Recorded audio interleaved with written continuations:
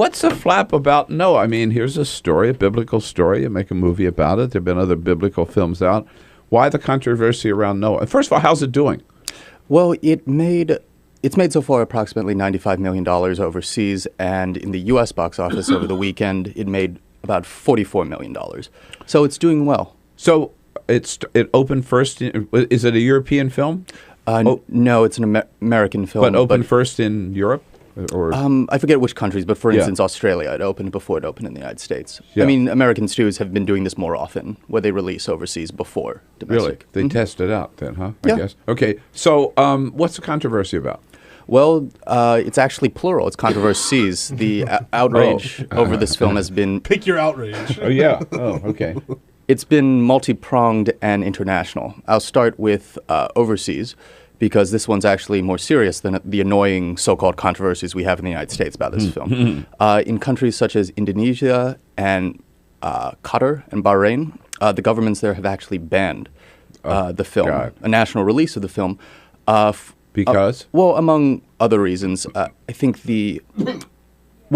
primarily because the film goes against an Islamic prohibition, a conservative Islamic prohibition of representing in art or entertainment holy figures. And that doesn't just include Muhammad. It includes, as you can see, Noah. Back to the famous cartoons by the Dutch cartoonists a few years ago. The Danish cartoons. Yeah. Danish, sorry, right.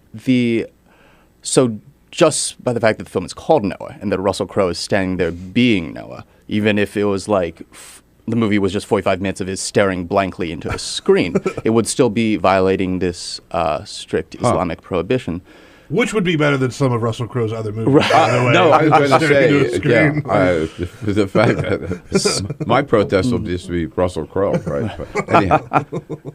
So banned in some countries. Banned in some countries, yes. And I hope I'm not butchering the name, but Joko Anwar, a famous Indonesian filmmaker, has spoken out about this, in effect saying that if there's a film that you think might upset the population too much, I'm paraphrasing here, maybe the problem is with the regime and the government, not the film, which is absolutely true. Right. So that's what's going on overseas, which has to do with free speech. How about the more silly controversies maybe in this country? When it gets more fun, when we talk about what's going on stateside. Well, I'll start off with a quick one. Glenn Beck is mad at the movie because why wouldn't he be? I think we can leave it at that. I'm going to move on from that. Because of course he is. I don't think we need to discuss that anymore. No. It speaks for itself. And it gets even more fun when you move over to Fox News, which has done at least a couple segments on it. Both of them critical. And the first one I saw, which I highlighted in my piece at motherjones.com, is that they did a segment upset that the word God never appears once in the film Noah, which is true. And the Fox News host basically begins a segment by saying it's ridiculous because this is like writing an American history textbook without mentioning the name George Washington.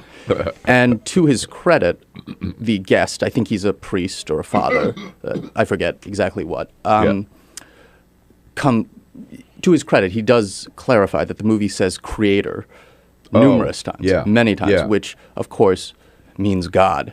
Yeah. So basically, the whole premise of this idiotic segment was invalidated by the guest off the bat, and yet they still keep going for about 5 minutes. Well, there are a lot of ways to, there's a lot of ways to say Fox God. News. Yeah. Fair point. Right. Yeah. I mean, there are so many different ways to say God.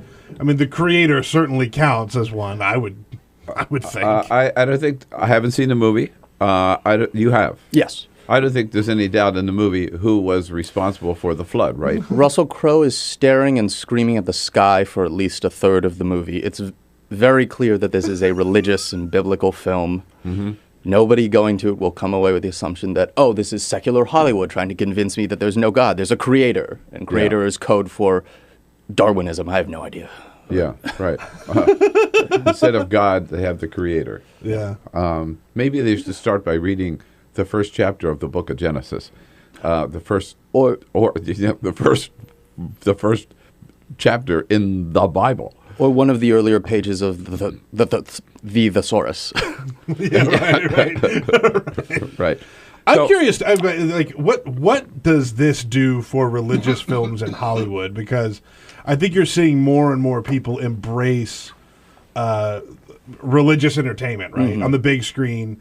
And if this moves it forward and shows that you could do just a religious movie on the big screen and have it not be, or have it taken seriously, I guess I should say. Right. Well, first, of course, money talks. Yeah. So the fact that it's making a lot of money does a lot for it and possibly other religious or biblical epics in the future or near future in Hollywood. But having said that, Darren Aronofsky, the director of Noah, has himself called this the least biblical film ever made. And that off the bat was some of the early criticism before people had even seen the movie. Religious groups and some people in the United States were concerned that this was going to essentially be a secularized fairy tale with an environmentalist message, that it might as well not have any grounding in the Bible, which turned out to not be the case at all. All right. Now, I haven't seen this movie, but I hate it anyway. Because Tell me why. No. I'll tell you, and I'll never go see it because I don't believe the Noah ever existed and there ever was such a flood. I think it's a big fairy tale, like a lot in the Bible. Okay, so there you go. That's my 2 cents. Well, as long as we're talking about personal beliefs, I'm an atheist, more specifically an anti-theist. Those are my personal non-religious beliefs. But you mentioned that the tale of Noah, not even the movie, but the tale of Noah itself is a fairy tale. It's fiction. Right. Well, so is basically everything we see at the movies. That's so what I think. I'm okay with that. I had this conversation with my kids because my kids saw the trailer for it, and they actually asked if they could go see it, if we could go see it. And I was kind of like, I mean, my kids can do whatever they want to do, right, in terms of religion. We don't really go to church. We don't go to church at all. But I was telling them, yeah, I mean, we could maybe go see that, and, you should view it the same way you view Spider-Man. It's a movie. It's an action movie. Mm-hmm. Now, I hear your point, but this is presented as more than a fairy tale. This is presented, isn't it, as something that actually happened? Not quite. No, I mean, it's only presented that way because we know it's based in the Bible, and the Bible itself is presented by its adherents as something that actually happened. But the director himself isn't actually trying to send a religious message. It's inherently a religious content, but there's no agenda to it, I would say. So are there people who believe in evolution who have been critical of this movie, saying... Not that I have seen, not in a significant way. When I was writing my piece, I looked for progressive outrage or petty outrage over the movie. You should have called me. I should have. Yeah. Well, I did. I'll get you on the line next time. Okay. Now, I am curious. How did they get the animals to march on 2 by 2? They just do. It's all animation? I believe so. CGI, yeah. Right. I mean, they're not real animals. I don't believe so. Well, you saw it. Except for Russell Crowe. Well, these days it's so hard to tell. Yeah. Yeah. I mean, my guess is, vast majority was CGI.